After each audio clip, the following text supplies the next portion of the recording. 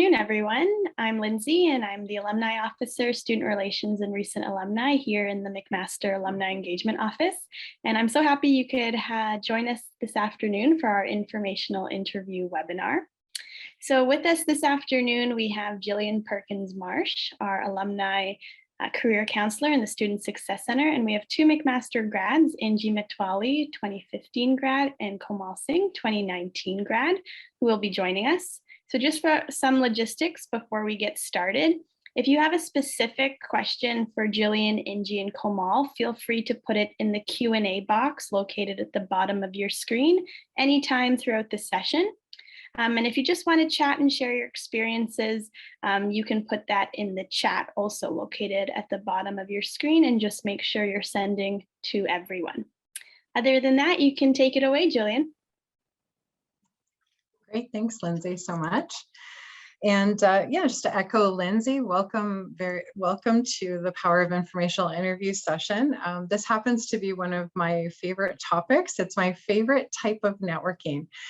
Informational interviews are a great way to spend really good quality time and meeting with a professional in a field of your interest. So compared to busy networking events that we might go to, these can be a really great way to get some one-on-one time to build a relationship, and a really great way to learn a lot and ask some really thoughtful questions. So to get us started, I thought it would be interesting to see how many folks on the call today have done an informational interview before. So Dave, if you wouldn't mind launching our first poll. And if folks wouldn't mind just quickly checking off if they have or have not done an informational interview before, that would be great.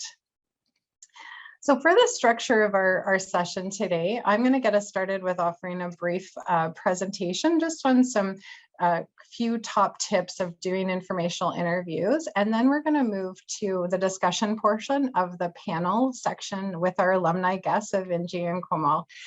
We're going to finish up with the question answer period. But curious how many people have done informational interviews before, and it looks like 38% of folks who responded have. So for you, 38%, feel free to share some of your insights and learning from your experience with doing informational interviews in the chat. That will be visible to the hosts and the panelists, and we can certainly sort of pass along that advice that you share to the rest of the group so that everyone can learn from each other's experiences. The virtual handout for today is a brief guide to networking, and in the chat you'll find the link to access this booklet. It's about a 10-page booklet, which is very comprehensive. So we're going to be talking a lot about sort of the big picture of informational interviewing, but if you'd like to kind of really delve deep into the details of this brief guide will specifically identify ways to find people to connect with. It's going to give you some sample scripts on how to introduce yourself. It's going to give you sample scripts on thank you messages, as well as a list of typical questions based on your goals. So I hope you find it helpful. When people ask me about networking and informational interviews, I often use the analogy of planting seeds. So networking and making connections with others, I think, is very analogous to like growing a garden. So every conversation that you encounter can be looked upon as like planting a seed. Like some are going to sprout, some are not, some will thrive and grow. It really does require a flexibility and expectations and a proactive willingness to take good care of and maintain those relationships. It's important to sort of follow some of the key advices that we're going to share today to care for those relationships and really have realistic expectations about outcomes as well, and goals that you're going to set. So every conversation you have with others ultimately leads to learning new things, right? With informational interviews, I often hear that folks might, one of the things that sometimes holds some people back from what I've gathered in my meetings with folks is they're not sure they know enough to connect with somebody. In other words, I feel like they need to know more before they do that connection. And of course, it's helpful to research and be clear in your goals when you do the informational interviews. But remember that you don't need to know everything before you connect. And in fact, the purpose of you connecting with other professionals is to learn more. So this is a lovely graph that kind of shows what the purposes of informational interviews can serve. It can serve information on what sort of career paths are, what are they like? So, what does a typical day look like if you're kind of thinking about what should I do, but I'm not really sure how to get into that. It's going to give you real knowledge of the field. It's also often used to grow professional networks. So, we know by expanding professional network, it really often speeds up your job search by getting you introduced to other professionals and gaining leads on potential opportunities that aren't advertised, which is called the hidden job market. It can be a great tool to explore career options and learn what other grads have done with similar interests and degrees. And lastly, it can be a wonderful way to connect and grow potential internal contacts within organizations so that down the road, as the relationship progresses, there might be opportunity for those folks to give you some advice on whether that is who you should address a cover letter to give you advice on if you're qualified to apply for a particular job, or potentially even offer to share your resume with the hiring manager. Okay. Number one thing to keep in mind, you are connected to more people than you think. So one of the favorite stories I like to share is a PhD alumni that I was working with probably a couple of years ago now, who wanted to learn about transitioning from research into medical writing, which is very niche. He was absolutely 100% convinced he didn't know anybody in that field to kind of help him with this transition. And honestly, it was such a niche area. I was like, yeah, maybe you probably don't, but you might as well just ask people. And of course, we were going to try to set him up with some folks to assist with that. And then lo and behold, an hour later, he emails back and turns out that his lab partner sister actually was working as a medical writer. So it immediately just opened up opportunities. So the more you're clear about what you're looking for and the more people you talk to, opportunities can arise. The goal is to try to identify people you know and have that expand into cold contacts or people that you don't know yet. And really, make it a conversational point. Once you know what you're sort of looking for, incorporate that into conversations when you're chatting with folks. For those of you would like to expand your network even further, there's McMaster Alumni Partners Network, which is an opportunity to connect with 3,000 different professional mentors that have volunteered to chat with you. The URL is below. So simply log on, register an account, and click Get Advice. And then you can go ahead and search through those mentors. The second tip is just prep for the meeting. Again, you don't have to know everything, but doing some research to create some thoughtful goals is really helpful. With the questions on page 9 in the networking guide booklet, you'll see a wide variety of questions to create and guide conversation.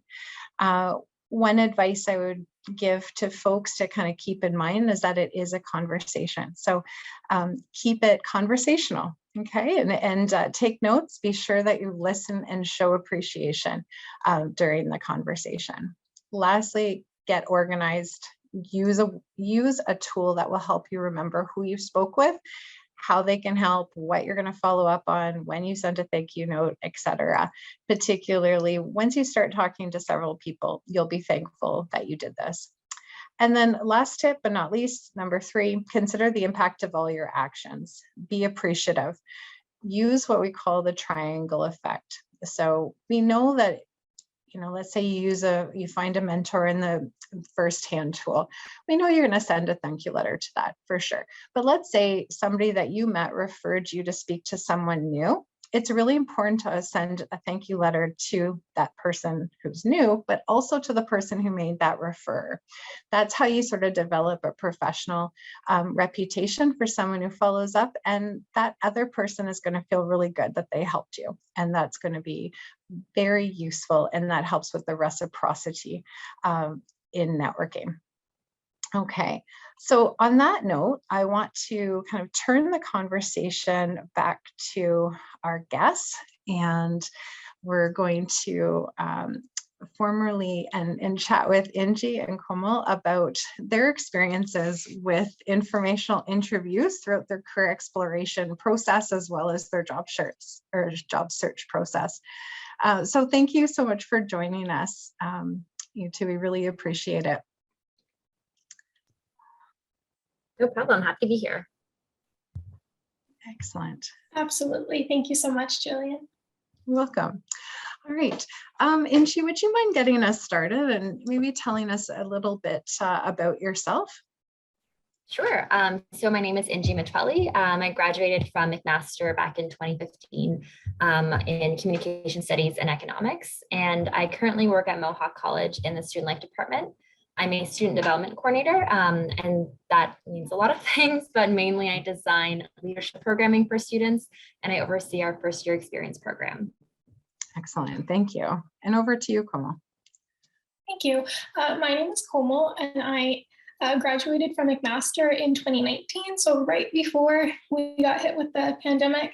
And then I started working as a client training specialist at Top Hat, and basically my role encompasses working with new clients that are going to be adopting the platform. So I'm with them on the onboarding journey, and that's what I do. That's awesome. Thank you guys so much. So we're curious about what your experience has been with informational interviews. So maybe, Komal, would you mind getting us started this time and telling me a little bit about what your experience is like and what you've used them for, like whether it was for networking during a job search or career exploration, or yes. Absolutely. To be honest, one of the first times I actually heard about informational interviews was actually when I was working with you, Jillian, on this whole journey.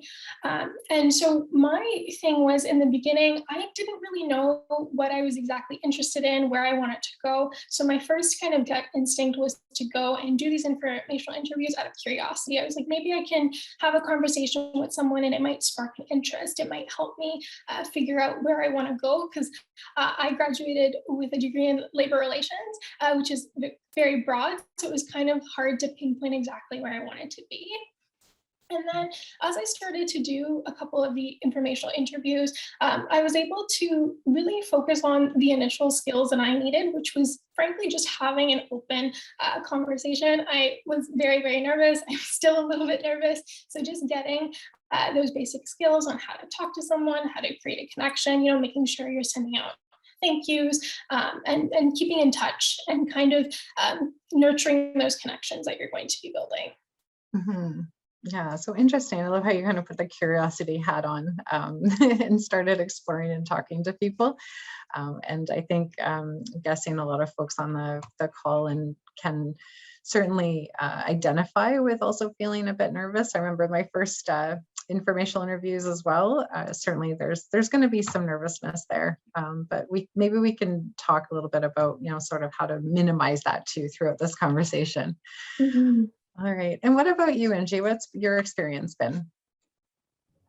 Sure. So similarly, I heard about informational interviews. I actually, when I first graduated, I got a job that was in my field, and towards the end of the 1-year contract that I was in, I realized that I kind of wanted to go in a different direction, but I wasn't exactly sure what that would be. And so when I learned about informational interviews, I thought that was a great way to kind of start reaching out to folks in different areas that I was interested in.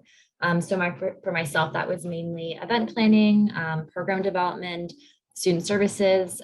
So it really just started off as like a career exploration. So figuring out like what kind of jobs are out there and what I would be interested in myself. And like through that, it also kind of became like networking for a job, as well as I started to more and more like what area I wanted to go into. Mm-hmm. That's excellent. So it's sort of, transitioned, I guess, from the career exploration to like more of an organic, as you decided what you wanted to go into, it sort of became a bit of a relationship building process for job search. That's awesome. So how would you say, like, because both of you use these as both job search and career exploration, but what would you say would be like the main kind of element that helped you the most, like through those conversations to kind of reach your goal? And either feel free to anyone to jump in. I can start. Go ahead. So for me in particular, when I first started doing the informational interviews, as I mentioned before, I was nervous, but the more I started to do them, and I think Angie touched on this as well, is in the beginning when I would first start having a conversation, I would connect with another person, and then you kind of just, like you mentioned also, Jillian, in the beginning, you start to plant these seeds. Some sprout, some don't, but I think for me, the biggest thing was to just figure out a way to connect, but also understand that you have to nurture those connections. Some will work and some won't, but to also be resilient with that. Excellent advice. Anything you'd like to add, Angie?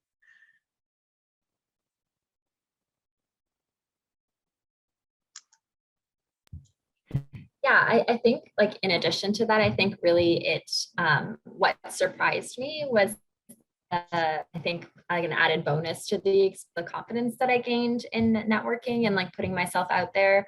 I like Kamal said, I was nervous to begin with, but like as I got more and more comfortable, networking itself seemed a little bit less scary in general, and I felt like I had a little bit more skills kind of equipped to go into certain situations that I probably wouldn't have chosen to go into beforehand.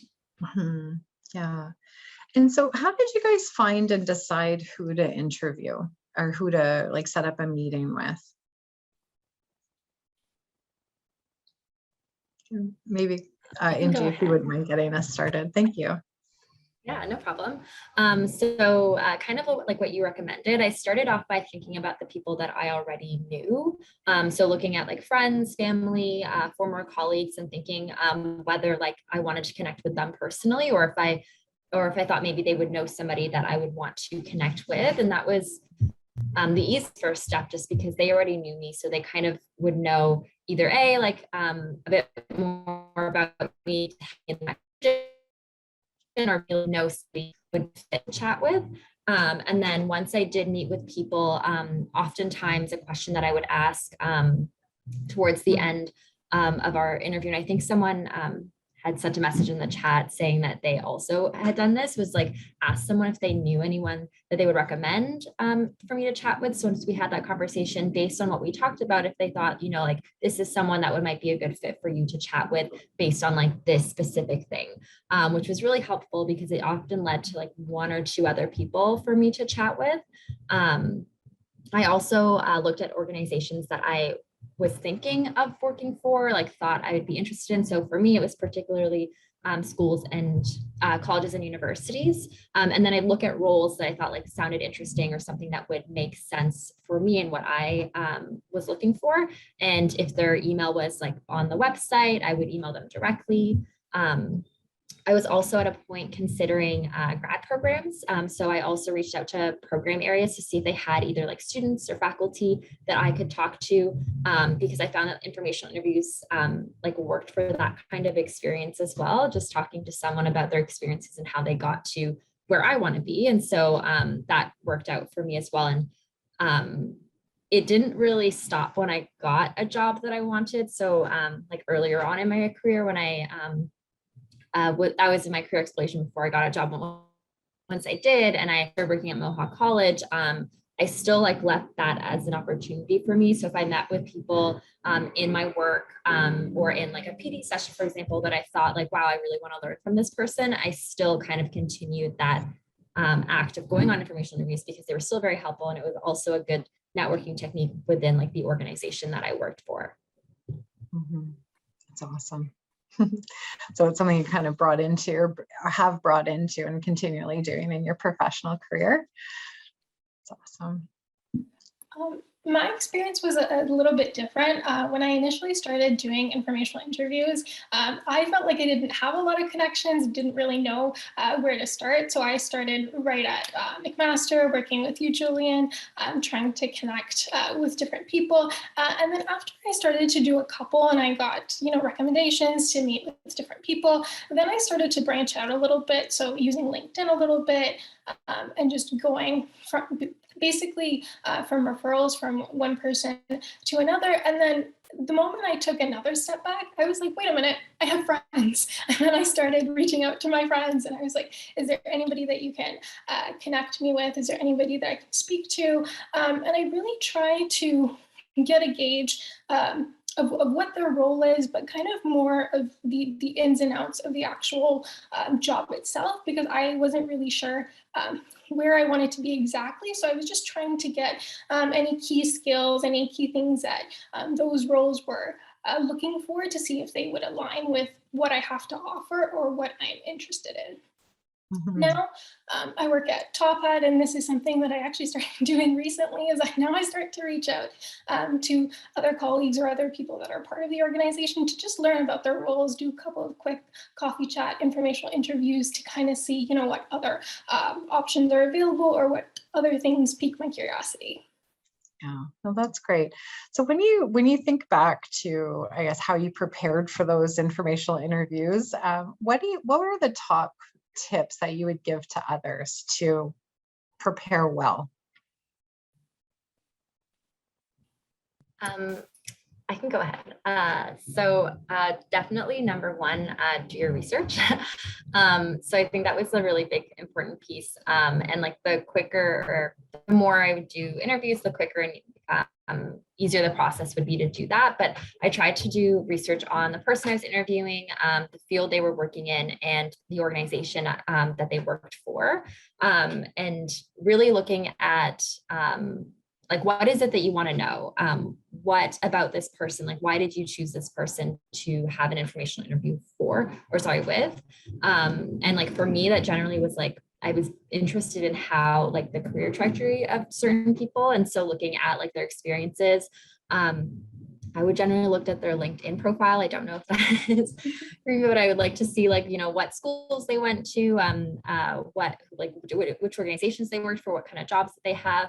And I felt like once I did that, it was easier to come up with questions that were genuinely like fit for them and fit for like the conversation that we were going to have together. So it was a little bit more personalized. And I think that is kind of a key thing, like making sure that it's a personal interview, like a conversation that is with like the person that you have rather than like any general person in the field. So yes, research and personalize it are my two tips. Great advice. What about you, Kamal? Definitely, I concur. I think research is very, very important, mainly for myself because I was always so nervous. So I would go in and I would do research and I would find, if they've been working at a particular organization for a long period of time, a couple of years, I would always kind of ask in my informational interviews, what keeps them there? Because it really gives you insight as to what the person enjoys. It gives you information about the organization itself. And I found that really helped drive the conversation a little bit more organically as well. Mm-hmm. Yeah, organic is such a great word to describe informational interviews. I find it's if you can kind of like find that sweet spot between the research and then letting the conversation kind of grow and develop, that's ideal. So thinking about your experiences, I'm curious if you can reflect on a difficult experience that you maybe had during an informational interview and what you learned from it. I can start us off. There's an example that does come to mind. So I did have this one informational interview where we were talking, and the individual was also looking at my resume, and he had mentioned that there was nothing in particular that made it stand out. And I think at that point, that was when I really started to take into account the importance of feedback, but also getting to be selective with the feedback. Because when I walked away from that informational interview, I was kind of just like, oh, is there like nothing that sets me apart from all of these applicants? But I think, you know, putting that in the back of my mind, almost like a seed to be like, okay, like you do have to, you know, present yourself in a way where you can connect with other people, where you can network, where you can have good organic conversation. So maybe that's something I need to work on, but also taking it with a grain of salt, not to let it completely deteriorate my self-confidence, but just kind of just take it to be like, this is something I'm going to work on. How can I work on it? And then move forward. Thanks. I feel like this question is a little hard for me to answer because I had really positive experiences with my informational interviews. I think one thing I could think of is just, I think there's a stat at the beginning where 1 in 12 informational interviews can lead to a job offer, which is true. And I think there was one instance where I had an informational interview and it went really well. And I think there was someone had suggested a job for me and it like ended up not like leading anywhere. And I think just like recognizing like the process for what it is, like it's a learning experience. And if you do happen to get an interview offer or like a job from it, like that's awesome, but it's like, that's not the main goal of it. So just like recognizing, you know, just having a good informational interview is like the best thing that you can get from it, and anything else is like a bonus. Mm-hmm. Yeah, that's really good advice. And certainly, like, you know, thinking about relationships, there's having the expectations, you know, that every single seed sort of that's planted kind of leads somewhere is probably not that realistic, but we need to like sort of plant a lot of them. So AKA to have lots of conversations and hope that we have some that sprout and grow and so on. And actually, we have a question in the Q&A. So I'm going to actually pose you this because it fits really well with what you guys are sharing here. So the question is, after the first meeting, how do you keep the connection alive? What do the subsequent conversations usually look like? And how often should we reach out and touch base to keep the connection alive? So any thoughts on that around keeping that connection alive and maintaining that and fostering that relationship? I can give one tip. So when I would have information interviews, often or almost all the time, I would take notes during. And so this partially to remember and also partially to kind of take in like what I was given as advice or information.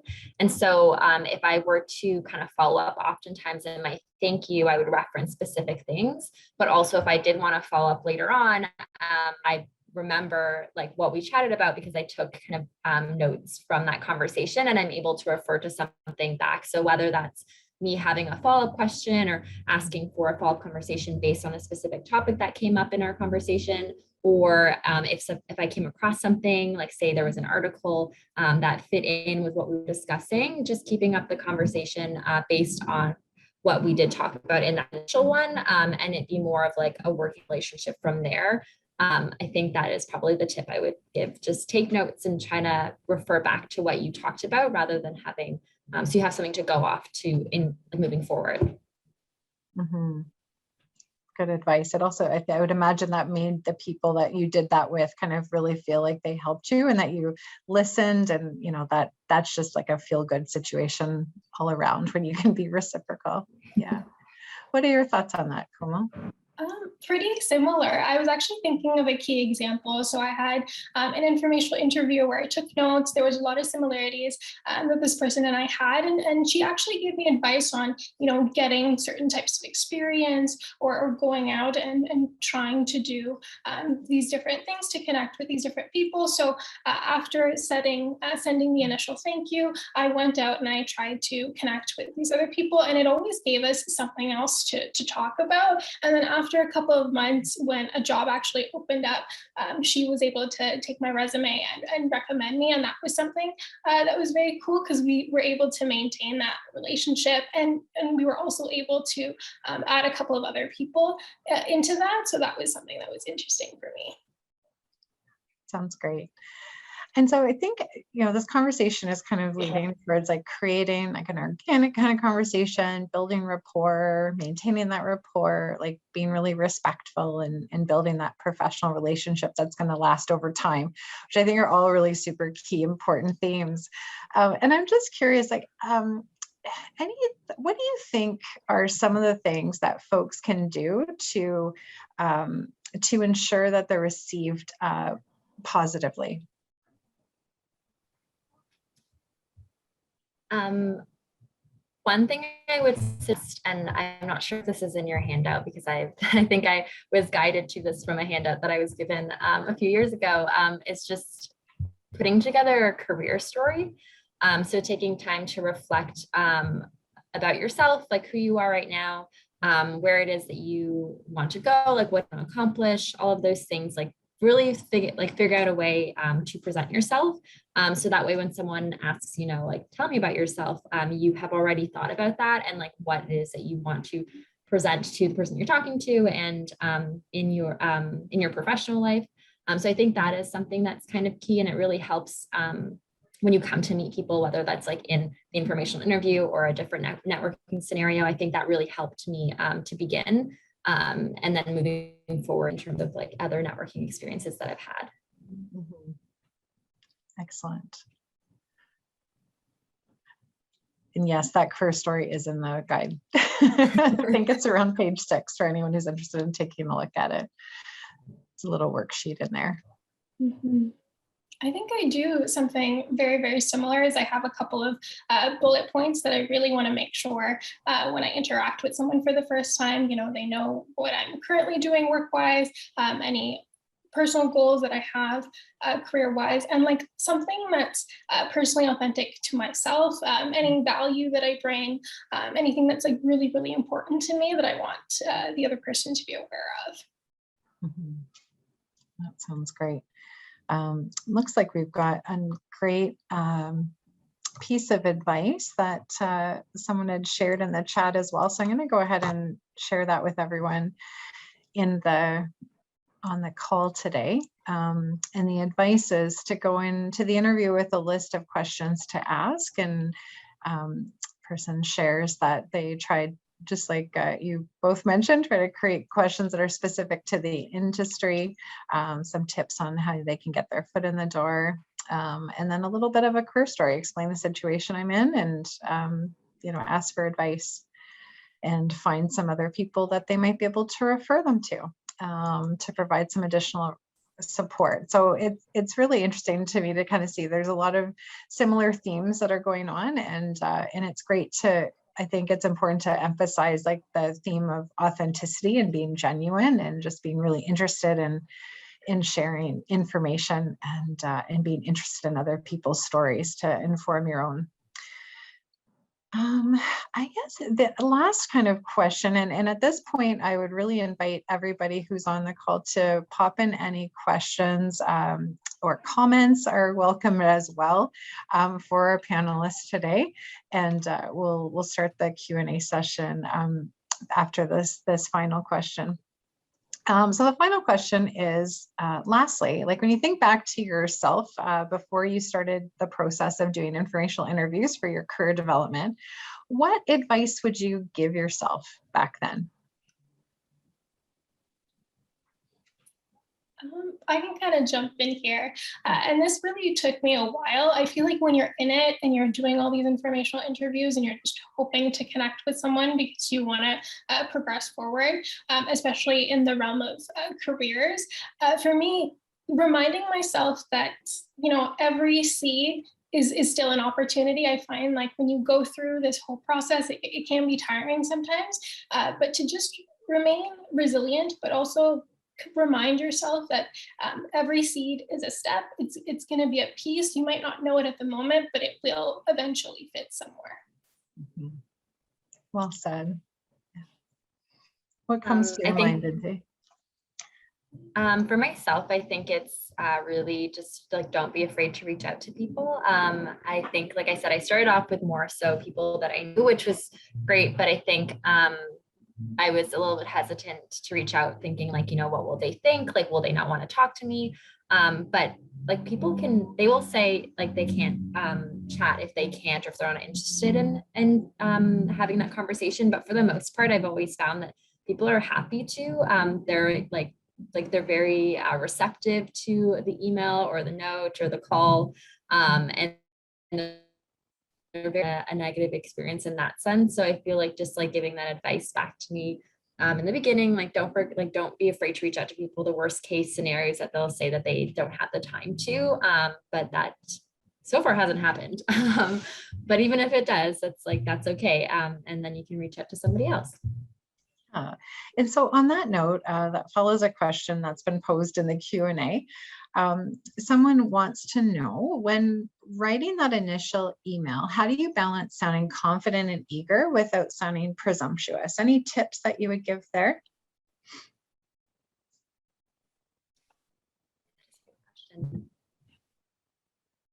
I think definitely like in the research phase of the person, identifying why you want to specifically speak to that person, because I think showing that you're genuinely interested in them rather than any person in a particular role like that, I think shows like it kind of gives them more reason to talk to you.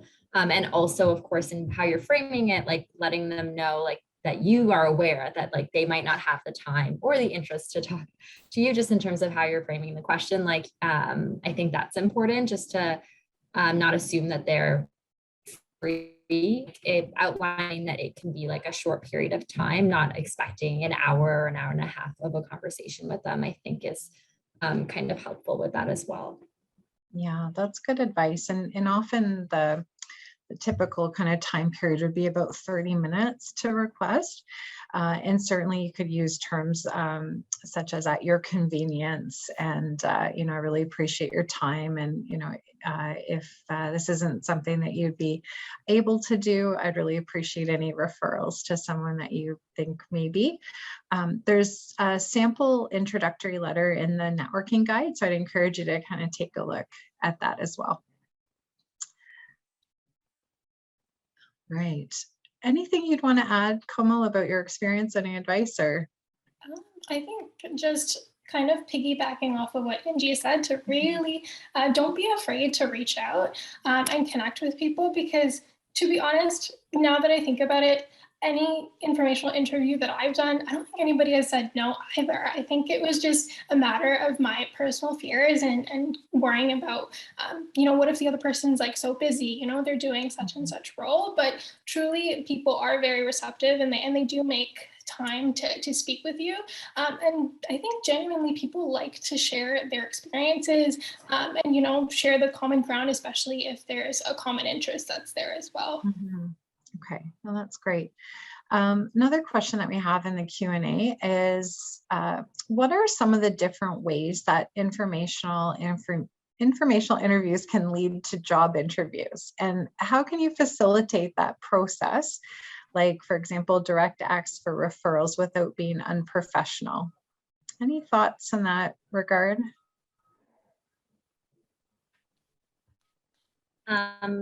One thing I will say, and this is like partially for, it's a question to ask for advice, but like oftentimes I try to, if they haven't asked me about myself, I try to share a bit about myself by framing a question. So maybe give them the context of like my experience, and then asking them for advice in terms of either, like what are good training opportunities for me to take to make myself an ideal candidate for certain roles, or asking them how, like what I can potentially do to enhance my chances of like getting into a certain field that I'm interested in. And I think just having that opportunity to talk about yourself gives them the opportunity to see like where you fit in or how they can help you potentially. So it might not be for a specific job, but just like making sure that you have gotten across like who you are and what you are hoping to accomplish and where you're trying to go. That gives them the opportunity to see if like, hey, like I know of this job. And if they didn't really know what your interests are or what your skills are, then they might not think of you for that. So not sure if that completely answers the question, but just like finding a way to kind of share your career story, even if they haven't like explicitly said, like, tell me about yourself. always good in a question. And really, it's even if they don't have an interview or a position in mind for you, they probably have really good advice for the question that you'd have. Definitely. Yeah. Anything you'd like to add, Komal, or is that?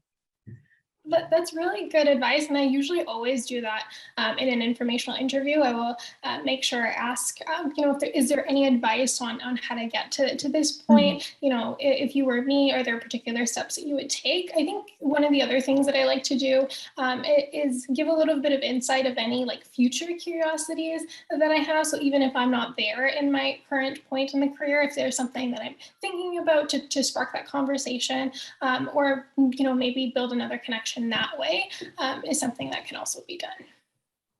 Yeah, those are really excellent points. And I think you guys have focused on such good advice for that. I would add, oftentimes during informational interviews, I mean, a lot of course, people do them when they're job searching, of course, as both of you have shared, but also consider, doing them when you're not job searching as well. But let's say you're job searching, and share an example of someone that did a networking strategy. She had done a variety of different informational interviews throughout the summer. And then months later, there was a position that came up in one of the organizations of one of the people that she happened to have an informational interview with. And so she sent them an email to basically ask them what they thought about her candidacy for that position and who to address their letter to. And so, of course, she got that information, and that did lead to an interview. Later down the road, 3 interviews later, she ended up talking to the person she originally met, and she ended up getting chosen over the other person because of that initial interest in the organization. So we never know. I think, earlier it was said, we never know what the outcome is going to be. And we need to plant a lot of seeds, and hopefully, one of those sort of germinates into an interview. Now, I think there's one, I think we have time for one last question before we wrap up. So, and this is a common kind of concern that I do hear from folks a lot. So curious to what you guys think about this. So, so the comment is, I have exhausted my immediate network and have since moved to cold calling or emailing people in industries that interest me. I've had very little success with this approach. What advice would you give to increase the odds of a response from someone outside of your network, by someone that wasn't recommended to you from a member of your network? I can jump in here. One of the things that I actually tried in the beginning was taking on short-term volunteer opportunities in specific organizations that I was interested in, and that kind of helped me, gauge with a couple of people that were a part of that, and then get informational interviews that way. Good advice. I have 2 things that I can think of. One of them I've already mentioned, but just really trying to personalize things as much as possible. So if you are cold calling or you're contacting people you don't know, you can still do that bit of research on the specific person and see why it is that you would want to talk to them. And then the second piece I have just lost in my brain. Wow. If I can think of it, I will let you know in a minute. Sorry about that. Back. Oh, no worries. It'll come back. And as you were speaking, it kind of generated an idea in my head, is trying to kind of generate connections with people I already have something in common with. So one tool that I love using is the LinkedIn alumni tool. So you can go to you can go to McMaster University's page on LinkedIn, then click alumni, and it'll pull up all the alumni on LinkedIn. And then when you kind of parse through them using your keyword search, you can find people who are also Mac alumni that you can potentially connect with. And so I find that the more you have in common, or you have a commonality to kind of reach out and say, hey, as a fellow Mac alumni, or I see you're also part of, such and such student group, as you looked at their LinkedIn, that can sometimes help with the responses as well. And when else fails, do recommend the firsthand resource as well. There is 3,000 plus professionals who have quite literally just volunteered their time and want to talk to you. So please feel free to look at that. And if you still kind of come up dry, feel free to reach out to us through Alumni Career Services, and we'll do our best to try to connect you with people that will help you in your journey. Okay. So on that note, it's 12:46, so I think it's about time to sort of wrap up. So I know there's a couple extra questions in the Q&A. I do think that those questions will be able to be answered. I recommend just downloading the networking guide, and those answers are in there, but also feel free to connect. So yeah, thank you very much. And Lindsay, I'll sort of over to you. Awesome. Thank you so much, Jillian and Jean Kamal. That was a great conversation. All of you had really great advice that I think our guests will be able to take away with them today. And I agree. I think informational interviews are just a really great way to get started, especially when you're navigating those early years of your career. So thank you again to all of you, and thank you for everyone to coming to our event today. I hope it's been useful for you and there's some takeaways. Awesome. And I'll just add, sorry, one last thing is we'll send out the slides later to all the folks that attended as well. So you'll have some of that background as well as just the link. So you'll have an email with all those resources just so you can easily access them. And today's session was recorded, so we'll also send you the recording as well.